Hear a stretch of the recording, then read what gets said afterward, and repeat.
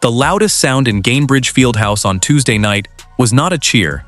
It was thousands of Indiana Fever fans booing their own head coach during introductions. Stephanie White walked out for her name, and her own building turned on her. You have seen that clip. Here is the part nobody is putting in a title. We are united. We are connected. We will not be divided. Every day these women put their on the line. Every day. When they go low, we go high. Love will win. Grace will win. Humility will win. And kindness will win. I stand by them. I will always stand by them. Everybody else can go to hell. Caitlin Clark was asked about it afterward and did not stay neutral. Her words, "I hated that our fans booed her before the game. That made me a little sick, to be honest." She added there was no way that team was losing that game for White. And Sophie Cunningham, the player who took the arm across the face on Saturday, the one person with the most standing to be angry, stood at a podium and said, "Give her her flowers. Coach loves us." She didn't see the clip, and that's okay. So the question is not whether the internet is furious. It is. The question is why the two people closest to the hit are defending her hardest. Stay to the end, because August 23rd is when this stops being talk. Start with the sentence that started everything. Saturday night in Chicago, minutes after DiJonai Carrington was ejected for a flagrant 2, a reporter asked White about the foul. Here is her full answer, not the 15-second version. Quote, "Yeah, I mean, look, it was a hard foul. I don't think that DiJonai intentionally came out to get her across the neck like she did. But it did happen, and I thought it was the right call. But one of the things about Nay is that she's gonna play her butt off. She's gonna compete. Nobody's gonna go walking in for a layup." I don't oppose the hard foul, but I also don't think that she intentionally went for the neck. I listened to that whole post-game news conference by Stephanie White. There was no mention of Sophie Cunningham or any support for her own player. And remember last week when I told you about it on the show, when Sophie was elbowed in the face in another game and the officials gave Sophie Cunningham the foul and Stephanie White looked like a spectator because she didn't get up out of her seat to argue that call even after a video review let the call stand? That's Sophie's coach. She never supports Sophie Cunningham, ever, ever. Read it slowly and you can see why it detonated. She says it was the right call, but she uses a nickname for the other team's guard, spends the back half praising her, and Sophie Cunningham's name never appears in the answer. That is the actual charge. Not that she excused the foul, that she found warmth for one player and none for the other, in the same breath with a camera running. Now the second thing she said, because this is where a bad week became a crisis. Days later, before the Liberty game, White told reporters she never saw the play as it happened.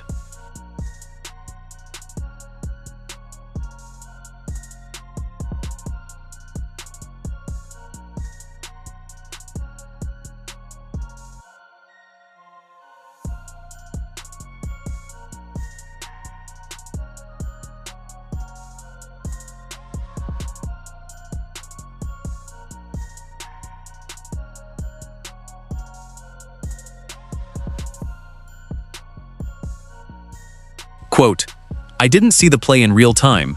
I went straight to a press conference. I thought the play got called right. Thankfully, Sophie's okay. Was it egregious? Absolutely. When you can watch it over and over on replay, you can see that. I didn't have that in real time. Two things are true. First, that is a normal thing for a coach to say. A head coach in a live game is watching 5 bodies and a shot clock, and nobody pipes replays to the bench. Second, fans cut it against broadcast footage of White on the sideline, apparently tracking the play. Whether that proves she processed a full-speed collision from 40 feet away is a judgment call, and I will not tell you it is settled. It is why the word gaslighting started trending." That's Sophie's coach. She never supports Sophie Cunningham, ever. Ever. And then, of course, a lot of you guys who watch the show remind me, she did the same thing. Here she was praising the kind of player DiJonai Carrington is. She did the same thing with Alyssa Thomas when Caitlin Clark was on her back and Thomas had her arm to her throat. And there was support for Alyssa Thomas and not a lot of concern for Caitlin Clark in that situation by Stephanie White. This coach, listen, I know her history.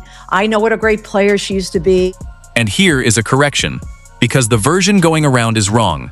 Channels are telling you the Chicago crowd turned on Carrington and chanted Sophie's name.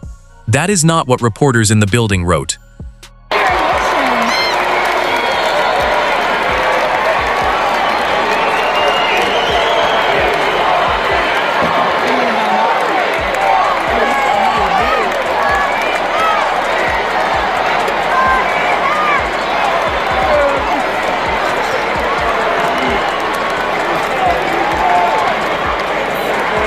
The Athletic reported Cunningham got a strong but mixed reaction, boos and cheers. The Fever beat writer on site wrote that Carrington got a lot of cheers from Sky fans on her way out. An entire arena did not flip sides. I lead with that because the rest only works if you trust the parts you cannot check. Then, it stopped being a sports argument. Micah Beckwith, the lieutenant governor of Indiana, publicly called for the Fever to fire her. Nonsense, hate nonsense. And it is absolutely unacceptable. Most of this coming from the online community. Most of this, in my heart of hearts, I believe, not coming from WNBA fans, Indiana Fever fans. I believe that this is people who are using our league, using our players to further divisive agendas. It's not acceptable. One of the things about Nay is that she's going to play her butt off, man. She's going to compete. Nobody's going to go walking in for a layup. And so I don't oppose the hard foul, but I also don't think that she intentionally went for the net. His words: no solid coach would ever take the side of the opposing team's player who committed a flagrant foul on one of your own players. Terrible coaching. The Fever need to defend their players. He later added she had lost credibility. That is the second highest official in the state weighing in on a press conference answer. Whatever you think of it, that is the moment this left the sports section. A sitting politician calling for a coach's job is its own story. Kind of amazing it hadn't come up before now. But Sophie Cunningham, of course, as usual, responding and not taking it lying down, responded to all of this saying, I think the league is taking care of that, meaning the foul. And this has nothing to do with race. Last year, I did the same thing and I got kicked out of a game and I deserved to be kicked out. There's no reason even to play that card, meaning the race card. Clearly, I think it was unnecessary. I don't even know her. She wasn't even on the team last year when all that was going on. But I do think people play the Fever. We're nationally televised. There's a lot of eyes on us and people just want attention. And that's her just trying to get attention. And it's such a great point because, of course, all of this attention is on the league. Which brings us to Tuesday and the 4 minutes that everybody is clipping. White opened by saying it wasn't for the room.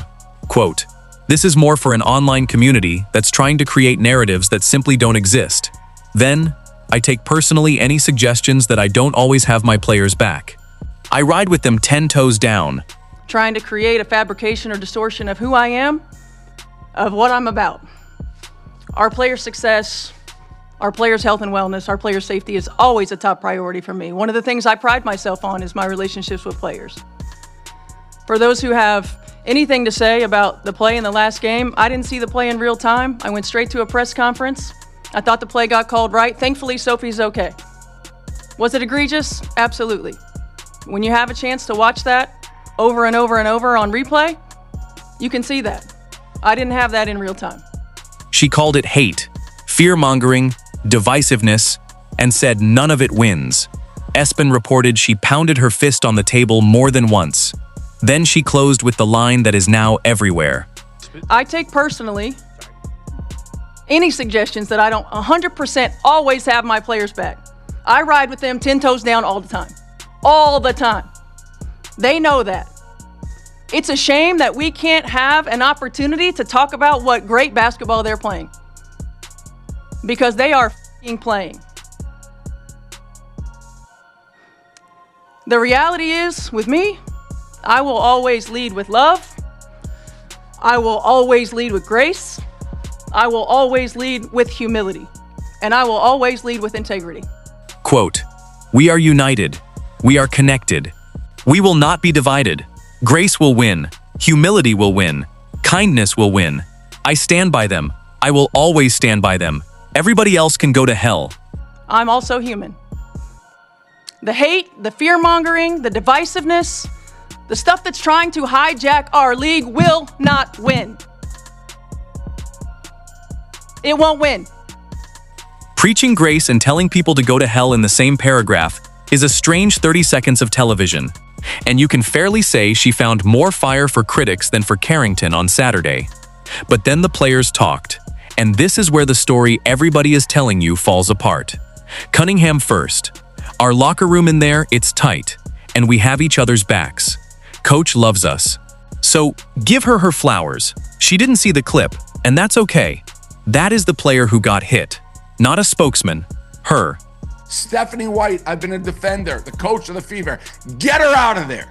Get her out of there. Fire her ass today. I don't want her back on that bench. Stop defending the other players. Oh, she plays hard, DJ. That's just her being her. You see Caitlin in the press conference almost cover her ears and her eyes. Defend your players. First of all, you're wrong. It was a dirty play. She's gone. But when do you ever see in like the NBA, a coach not defend their own players? She hasn't done it with Caitlin when Caitlin got punched in the throat. She didn't do it. I don't care if you... Then Clark. I talked to Steph earlier in the day too, and I think we forget a lot of times, like, we're human and she has feelings. There's moments that are really hard. Then the line that mattered. I hated that our fans booed her. That made me a little sick, to be honest. I don't care if you agree with it or not, you're wrong, but it starts to make me think you care more about the overlying social issues and not pissing off other people in the league and saying men can play in the league because she's one of those players. Coaches, when asked, always is taking the far, left side of it. This isn't politics. Your player got assaulted. Defend your player in the press conference. Be like, yeah, that was a dirty play. She should have hit the showers. She acts like she's the coach of the other team. I don't care if she's the best X's and O's when she's not. Get her the hell out of there. Either defend your players or get lost. You can read that two ways, and I want to be fair to both. One, this is exactly what franchise players are supposed to say, and a locker room in a playoff race always closes ranks in public. The other reading is simpler. The person who took the arm to the face and the person with the most leverage in that building both chose to spend their postgame defending the coach. Nobody made them. If White had lost the room, that is not the room you would have heard from. And then they went out and put up 106. The thing buried under all this press conference audio is that this team is playing extremely well. Mark, a deep one. Wow! Clark, step back three is good. Clark comes up with a steal, laying it up and in. For Boston, finding her wide open for the lay.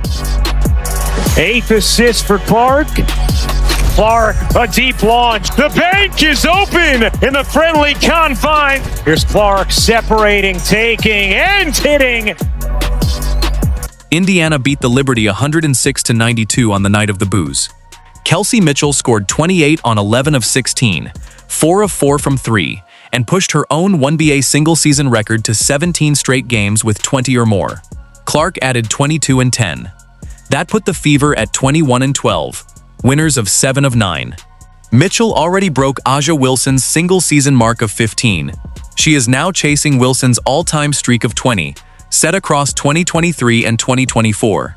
3 more games and that record is gone.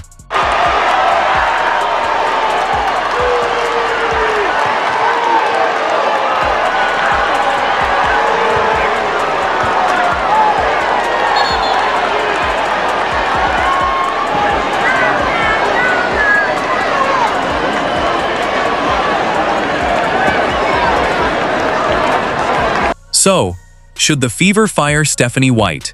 Honestly, the strongest evidence against her is one badly worded answer and a defensive press conference. The strongest evidence for her is that the player she supposedly abandoned asked you to give her her flowers. The Sky and the Fever play again on August 23rd in Chicago. Carrington posted that date herself with a smiley face. Cunningham will be on the floor, White will be on that bench. That is when we find out whether this was real or a week of bad audio. No, I'm going to start today. This isn't necessarily for those people that are in this room. This is more for an online community that's trying to create narratives that simply don't exist. trying to create a fabrication or distortion of who I am, of what I'm about. Our players' success, our players' health and wellness, our players' safety is always a top priority for me. One of the things I pride myself on is my relationships with players. For those who have anything to say about the play in the last game, I didn't see the play in real time. I went straight to a press conference. I thought the play got called right. Thankfully, Sophie's okay. Was it egregious? Absolutely. When you have a chance to watch that over and over and over on replay, you can see that. I didn't have that in real time. Were there any I take personally any suggestions that I don't 100% always have my players back. I ride with them 10 toes down all the time. All the time. They know that. It's a shame that we can't have an opportunity to talk about what great basketball they're playing. Because they are f***ing playing. The reality is, with me, I will always lead with love. I will always lead with grace. I will always lead with humility. And I will always lead with integrity. Doesn't mean I'll always get it right. I'm also human. The hate, the fear-mongering, the divisiveness, the stuff that's trying to hijack our league will not win. It won't win. Tell me in the comments, not should she be fired, that one is easy to shout. Tell me this, if the player who got clotheslined says give her her flowers, does that change your answer? I read every one.